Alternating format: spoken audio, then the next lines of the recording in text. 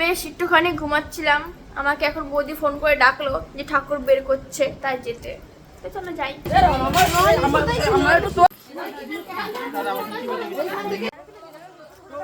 সব রেডি, ঠাকুর তোলা হয়ে গেছে, এখন যাবো ঘাটে। কেমন লাগলো পোষ করে? অনেক ভালো।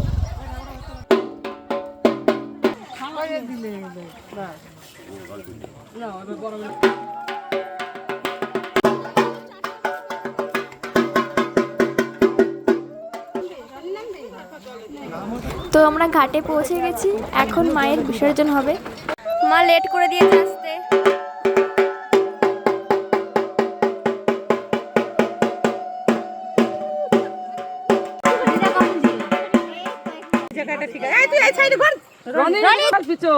সবাই ডুবাবি, তোরা তিনজনে ডুবাবি।